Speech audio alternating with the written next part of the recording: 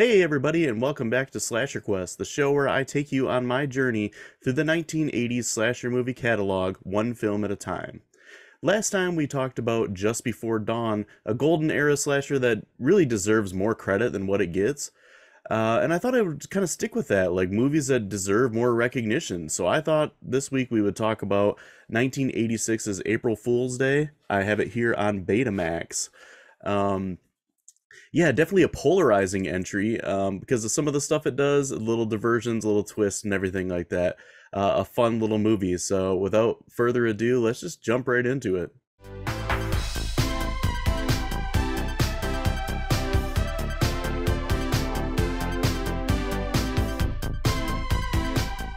So, 1986's April Fool's Day. It is directed by Fred Walton.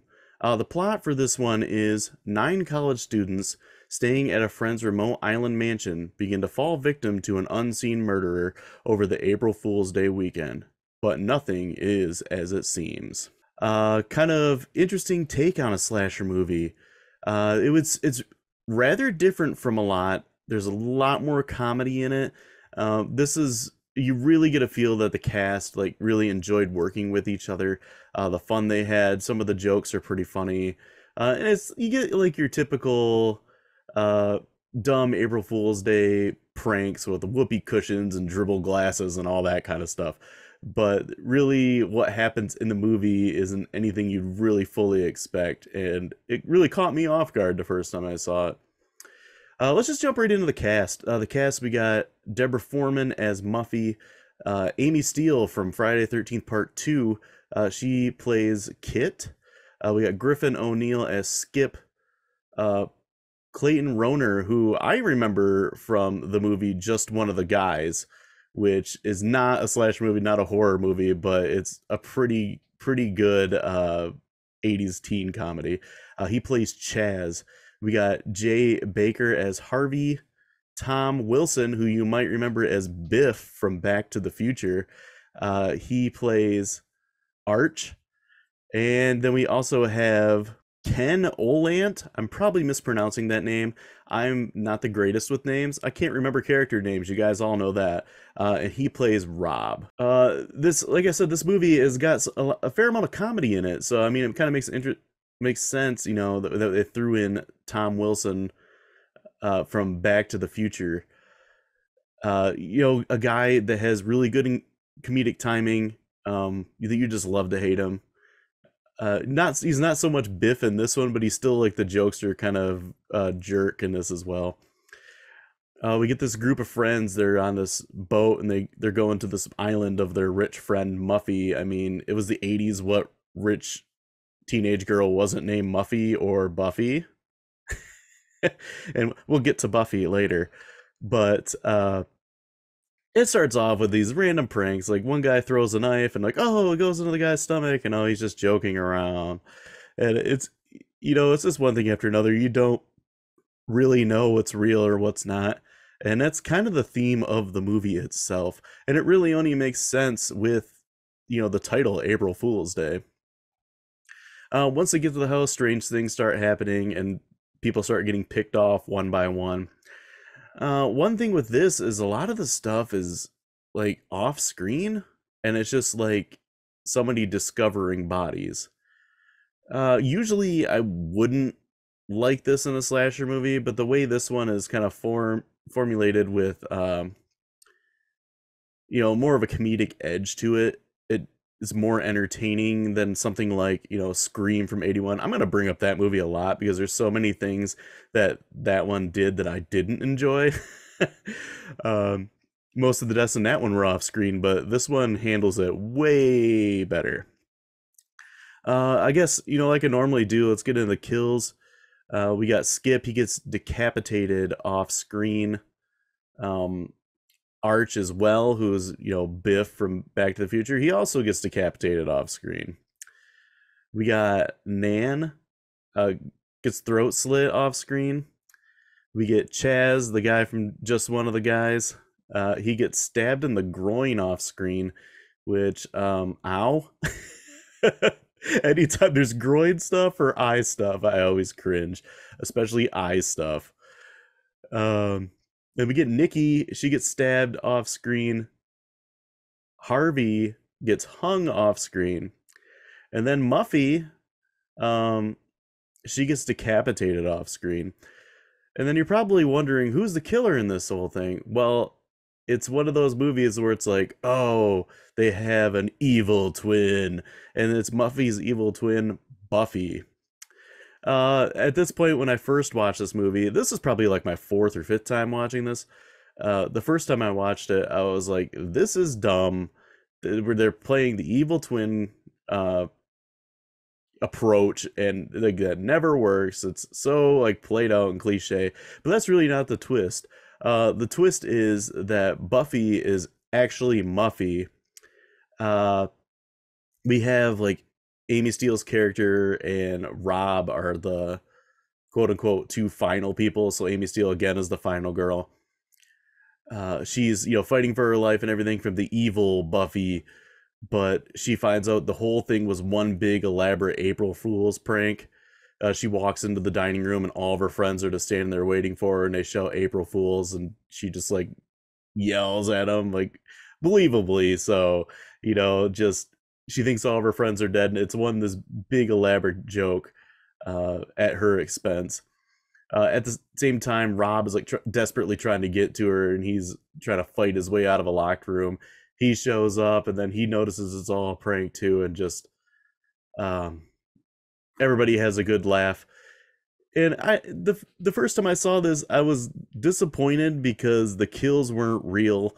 It really got me. I did not see that coming, even though it is April Fool's Day. You think you're in for a normal slasher, and then it kind of pulls the rug out from under you, gives you not one but two twists.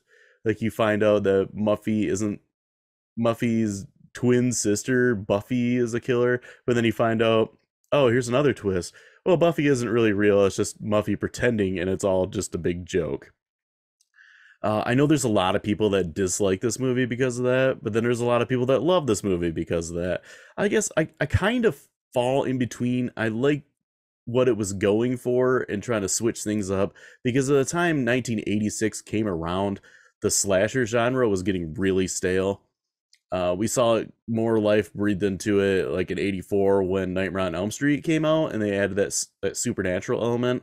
And you got the new icon of Freddy Krueger in there to like kind of boost up slasher movies again. But once you get past that and closer to the late '80s, the genre really started to like have a slow death. We got like direct to video stuff coming out like Sledgehammer, um, and like The Last Slumber Party. If you've seen that, you know what I'm talking about. Uh, and this one, like, it really tried to do something new. Whether it failed or not is to be debated. Well, like I said, I like the idea they're going for. I was disappointed that the kills weren't real and most of them are off screen. I was disappointed in that. Um, this movie did make a little bit of money. It only cost like 5 million and it made 13. So I mean, it did make double of its budget. So I would consider that a successful movie, but it didn't bring in tons of money like some of the more popular ones did at the time. A couple interesting things about this movie. This is one of three horror movies that came out in 1986 that revolved around the holiday of April Fool's Day. The other two are Slaughter High, which is also a slasher and is pretty good. Um, and then there's the other movie, Killer Party, which is very interesting. I originally thought that was a slasher movie, but it's really not. It's really kind of difficult to explain. I probably won't talk about it on this show, but if you're interested, let me know. Maybe I can just do like a spin-off of just Killer Party and give that some recognition as well. But if you haven't watched that, check that out because it's pretty interesting and it's pretty enjoyable. Uh, so a little funny story too from Amy Steele. Just I love Amy Steele. She was amazing in Friday the 13th Part 2, and she's one of my favorite um final girls. She's probably my favorite Friday the 13th final girl. Someday I'll get around to talking about all the Friday the 13th movies, but in this she was pretty great as well. She's just so likable. She's attractive, but she's not like supermodel beautiful or anything like that. She's the perfect final girl. So in this movie, at one point, like she was approached by the producer, who voiced concerns that she like gained weight in filming, like once it commenced. Her response was, in typical like smartass Amy Steele fashion, she said, "Well, you hired an amazing caterer. Like, whose fault is that?" Which is just great, and it makes me love Amy Steele even more. But yeah, I mean, if you guys have never seen this movie, check it out. It's worth a watch. I'll get into my my grades here, and you guys know how my grading system goes.